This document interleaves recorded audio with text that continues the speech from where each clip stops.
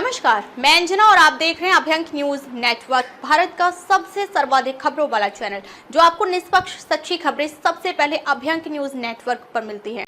राजनीतिक हथियार के रूप में ना हो इसका इस्तेमाल, जातिगत जनगणना पर आरएसएस का बड़ा बयान। केंद्र की मोदी सरकार ने जातिगत जनगणना कराने की बात कही है। इसे लेकर राष्ट्रीय स्वयंसेवक संघ ने एक सदा हुआ रुख अपनाते हुए कहा कि इसे राजनीतिक हथियार के रूप में इस्तेमाल नहीं किया जाना चाहिए। सूत्रों के अनुसार संघ ने केंद्र सरकार के दशकीय जनगणना के साथ जाति आधारित गणना करने के फैसले पर आधिकारिक तौर पर कोई प्रतिक्रिया नहीं दी है, लेकिन इस मुद्दे पर अपनी सतर्कता और संवेदनशीलता जाहिर है। आरएसएस हमेशा से जाति के आधार पर विभाजन और भेदभाव का विरोध करता रहा है। हालांकि संगठन का मानना है कि अनुसूचित जाति और अनुसूचित जनजाति के लिए कोटा में उपवर्गीकरण या क्रीमी लेयर जैसी व्यवस्थाओं को लागू करने से पहले सभी हितधारकों के साथ परामर्श और सहमति बनाना जरूरी है। केंद्र सरकार ने 30 अप्रैल को जातिगत जनगणना का निर्णय लिया है। इससे एक दिन पहले पीएम मोदी और आरएसएस प्रमुख मोहन भागवत की मुलाकात हुई थी, जो इस मुद्दे पर संघ की सहमति की ओर इशारा करता है।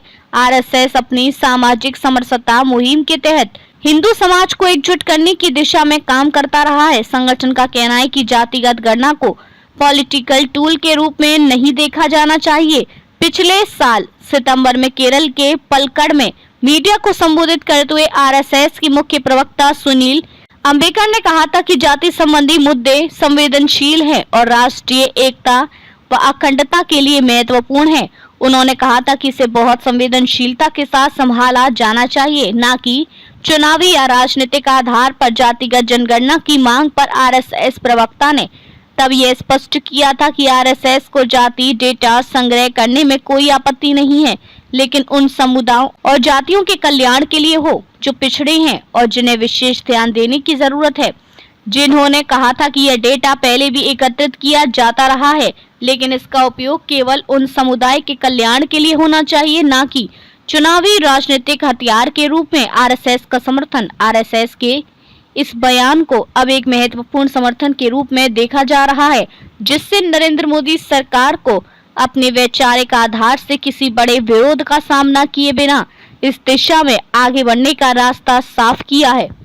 बिहार में जमीनी स्तर पर लागू जातिगत जनगणना और आरएसएस के राष्ट्रीय स्तर पर समर्थन के साथ ये प्रक्रिया अब भारत की सामाजिक, आर्थिक और राजनीतिक नीतियों के साथ चुनावी विमर्श को नए सिरे से परिभाषित करने की ओर अग्रसर है। भारत जो अभी भी सामाजिक न्याय, प्रतिनिधित्व और आर्थिक समानता की चुनौतियों से जूझ रहा है, उसके लिए यह जनगणना एक ऐसी ठोस आंकड़ों की नींव प्रदान कर सकती है जिसकी कमी नीति निर्माताओं, कल्याण योजनाकारों और राजनीतिक नेताओं को लंबे समय से खल रही थी। जैसे जैसे सरकार इस विशाल डेटा संग्रह की प्रक्रिया शुरू करने की तैयारी कर रही है, एक बात स्पष्ट है, जाति की राजनीति अब केवल कथाओं पर नहीं बल्कि आंकड़ों पर आधारित एक नए दौर में प्रवेश कर रही है।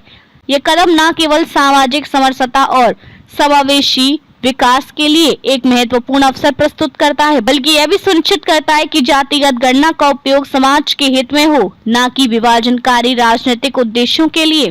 ताजा खबरों के लिए अभ्यंक न्यूज नेटवर्क पेज को फॉलो करें और लाइक करें, सब्सक्राइब करें, बेल आइकन को दबाना ना भूलें। अगर आप हमें फेसबुक, ट्विटर, इंस्टा के माध्यम से देख रहे हैं तो फॉलो, कमेंट करना ना भूलें।